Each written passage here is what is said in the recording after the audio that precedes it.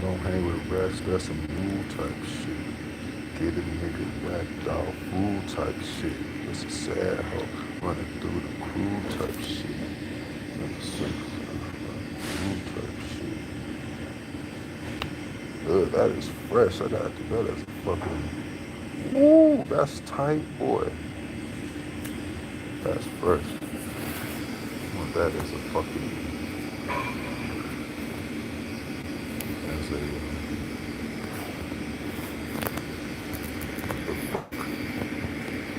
Screensaver.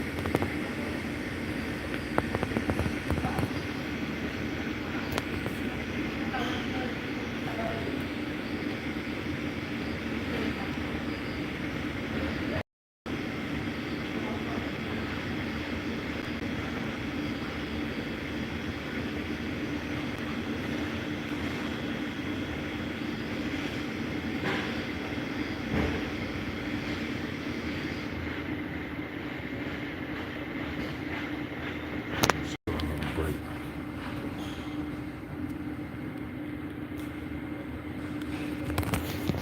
This is our break.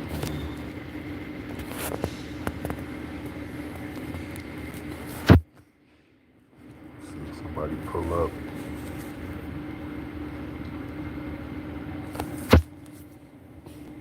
It's a book I'm reading right now.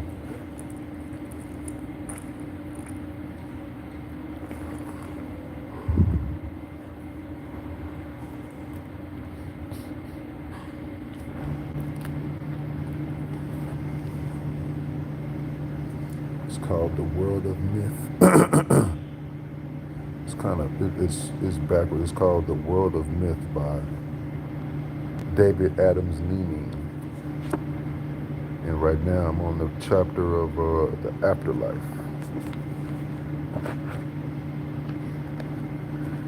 This is why you can't, bro. It's religion was brought up, man. It's not what you think. It is not what you think. Religion was put here so that they can lead you. You lead yourself. You lead the faith of a mustard seed. That means faith in yourself. Faith in everything that you believe in. Faith that you have the power. Faith in your own belief in yourself. What you know about it. What you know about that Baphomet, bro.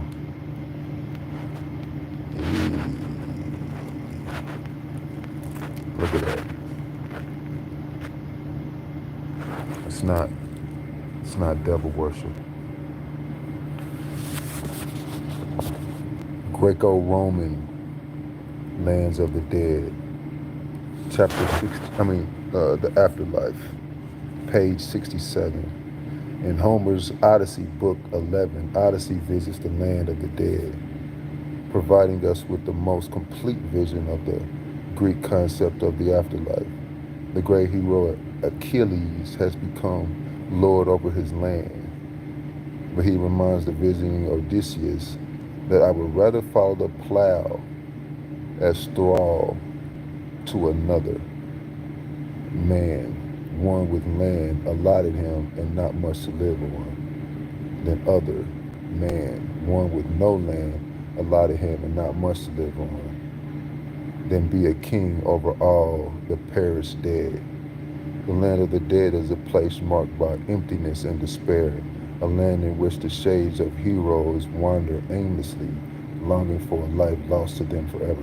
That's so not true. That is so. See, believing shit like that makes you think that you are happenstance. You just happen to be here. There's no place for you cosmically. There's no place for you. There's no reason to live. For after here, you only thing you can do is just be a human. The greatest part of you is humanity. This right here, being hungry, having to wake up and work every day, having to appease somebody so that they can make your pockets right. You know what I mean? To make your thing that you want happen, you have to look outside of yourself. That is not true. You have a cosmic beginning, melanated people. You have You have not ever not been here. You've been here forever. As long as there's been anything recorded in the fucking world, it was recorded by you. The shit that we have here, it had to have been a belief prior to now. And then somebody had to learn how to communicate that through a medium. There was no medium of communication. It was all mental telepathy. It was all internal. It was internal. It was no external thing. It was all internal. Everything that you did was mental. Gnosticism. Gnostic. Not here. Metaphysical. It was metaphysical. What the fuck? But another view of the afterlife, which Homer also knew, emerged in the Greek world. In Book 4 of the Odyssey, we hear of the Elysian field, where Menelaus, as the husband of a daughter of Zeus, Helen, would be privileged to spend his afterlife. The gods intend you for Elysium with golden radamanthos at the world's end, where all existence is a dream of ease. Snowfall is never known there, neither long frost or winter, not torrential rain, but only mild and lulling airs from ocean bearing refreshment for the souls of men. The west world also blowing. That's a better place. That's where you go. You don't go to a fucking empty wasteland of despair and torment and torrential fucking happiness to you. Like you gotta fight. Like Valhalla. Valhalla is the place that you go if you're a warrior in the mythology, in Greek mythology. And even that would probably be a good place for you. There's no despair in the afterlife. Only despair comes when you're fucking with these devils out here where you're living and your mind is gone and you have lost your God mind. You've lost the fact that you are God and that you need nothing. You know what I'm saying? You are indoctrinated with the, what is that called? With the demiurge energy that keeps you thinking that this world is real, that this world is the only thing. Look at the movie The Matrix. The Matrix lets you know that this is an illusion. You are here, but you're there. Your soul is there. You're being projected here. This is Avatar. You will not see Robert Wright because that's probably not my name over there. That is a name that I have here. That's a name that incarnated with me that my mom thought of. And even that's a fucking name from somebody else. That's my daddy's name. I was named after my daddy. But Robert Wright means bright fame. I don't even know what that means in the context of this world, because this world is bright. Fame means a famous person. Like I'm on TV and people know me. Like I've said, I've made some papers and shit. Every time I play basketball in a new state, they put me in the paper. Like I get that. I get the recognition, you know what I mean? But I'll be fucking it up. Like I don't do right with the basketball shit, which makes me think that I wasn't supposed to make no money playing basketball, because I was good, but it was just something every time. I would fuck it up every time. I would do something to just make that not be a possibility. Like when I was in the Army and I played for Fayetteville State. I've said this in another live, I believe. I would go to the Army. I would formation, do PT with the Army. And then when we would come back from PT and form back up, and because you can't just, this is the Army, everything is structured. You don't just do one thing and leave from there. You always form up. You're all gathered around, you form back up, and then you're one leader, tells everybody what to do after that. So we would do PT. We would form up 5:50, do PT. I think till about 7:20, 7:30. Leave from there, form back up, and I would leave and go play basketball. No, I would go to school while everybody goes back into the army, put their uniform on, get out of their PT uniform, take a shower, eat, get their work clothes on, which you work in your BDUs, battle dress uniform. You and then you go back to your respective companies. I worked as a mechanic, so after formation and after eating, after showering, um, they go to work. I go to play back. I go to school. Or if I don't have class, I wait until class starts and then I go to school. And then check this out. I could have been practicing like all the time, but which I mean I did, but I had a mentality that was totally incorrect for that. So, and then so now in my occult, in my because what the occult is you have to go through.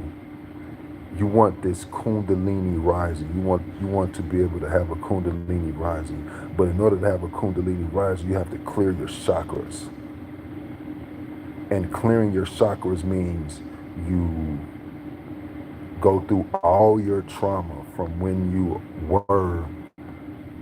whenever you first started recording trauma, whenever you can remember, the furthest back you can remember any bad thing or anything that happened to you that brought you some discomfort.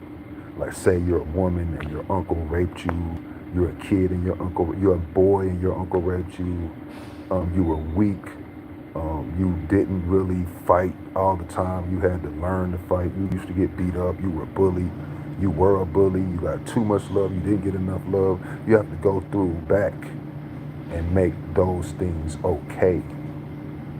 You have to make those things okay for yourself. And then your innards will clear and you'll be able to have a kundalini rising. And it's not like you will have this external thing happen to you. Everything that happens to you is internal. That is what occult knowledge is. It is hidden knowledge. Hidden knowledge. Like, why the fuck do I, every time somebody says a word, it triggers me? Why every time I see a dog, I get paranoid? I damn near freeze up. I just stand still. So if those are the cases, you have to go back and make it say, I either forgive that, I forgive myself for being so weak. I forgive myself for not wanting to fight. I forgive myself. It's okay that I wasn't the toughest guy in school. I wasn't the toughest guy in my neighborhood. I wasn't the prettiest girl in the neighborhood. I wasn't the most handsome man in the neighborhood. I didn't have the biggest penis in the world. My kisses weren't great. My lips were too big. My nose was too big. My eyebrows were too bushy. My hair was too short. Any fucking single thing you can make all right, you need to do that. And you will be a much better person for that, because you can't let another person hold your feelings in their hands. You control that. You control everything that occurs in your life.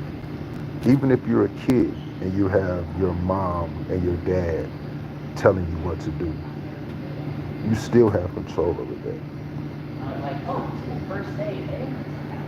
Nobody controls that. You still control how you are handled and how your life goes.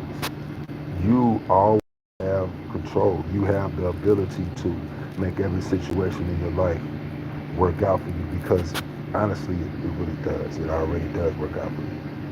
And you're already manifesting your life even as we speak.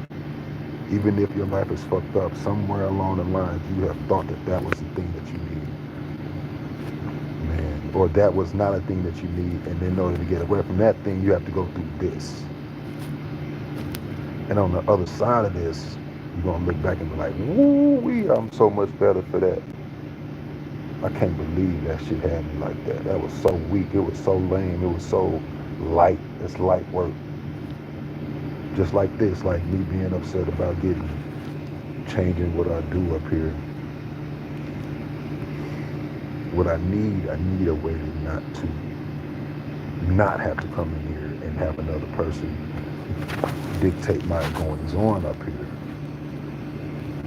But like I said with that, I still controlled that because I said last week that I was tired of doing this, that I wanted to do something else. I even wanted to do the thing that I was doing, that I'm doing now.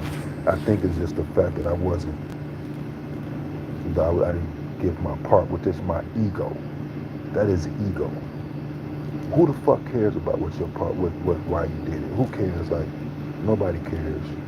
Nobody cares why you did something. You know what I mean? All the people up here to do is work, go home, work, go home, work, go home. They want it to be easy. They want the work to be easy. They want the day to be easy. So, man, these people they're just, you know what I'm saying, doing their thing. They're all good. But fuck that. You know what I mean? I don't want to be coming in here. I'm tired of coming in here. I need my own way. I need my own way to make money. I need a way to bring entertainment to you all, and you all patronize my entertainment, and then YouTube sees that, and they, you know what I'm saying, hook that up that way. And then I do other things in other ways, and not to have to come in here. Although I wanted to, I even manifested this weed job because I wanted to work in weed. Like I said, you thought I wanted to work in weed. Don't like cliques. Don't like having I don't try to fit in. I don't fit in. I don't fit in. I fit out. But I fit out just so I can know who really fucks with me. You can't fucking acquiesce to everybody's fucking whim. You have to let some motherfuckers get through the real you and see if that's somebody they fuck with. Because if they don't, who the fuck cares? I have nobody that I call to hang out with except for my wife. I'm 50 years old, and I like to kick, stretch, and kick. I'm 50. You know what I mean? And I have 11 minutes and 33 seconds left on break. So, this is another live. I just went live a few seconds ago. And since I'm sitting here, I thought that I would go live again. Let y'all see where I work, a different aesthetic behind me. Besides my portable radio and my green screen. My green screen. People be mad about green screens, but green screens, everybody eats off a green screen. Everybody eats off a green screen. Like the person that loaded the original video, they still get your views that you accrue.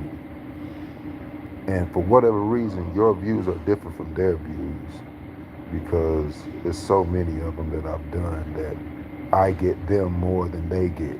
So one guy even reached out and said, hey man, thanks for doing my video. And I said, I hope you're being sincere because you really do eat. And he said, I hope you're being for real because I really am happy. So everybody eats off of green screens. All you haters out there, don't hate no more. Or keep hating, do you? You know what I mean? I don't want you to not do you. If hating makes you happy, keep hating. I'm here. Hate on me. Hate on me all you want. Shit. Leave me comments that say you hate me. You know what I mean? Like the video, but hate. Write a comment that you hate. Love the video, but write a hateful comment. Love me, but hate me. You know what I mean? Just be sincere. Just watch. So, I guess I'm about to get out of here. I'll just chill. for these last 9 minutes, and then get back in. Subscribe to the channel. Bring y'all some more weed shit. And if you want some gummies, get Smokey's gummies. We got watermelon, raspberry, peach. I don't know if we got tropical punch. I ain't did tropical punch in a minute. But watermelon, peach, raspberry, sweet and sour on all flavors. We got this shit called Fireball. We got them in thousands. They're in a black container, a black package. But I don't know if everybody, I think the only people that got it is Oklahoma, California, and Missouri. But they taste all right. I don't want them motherfuckers no more. I had them so much. So many Smokies gummies.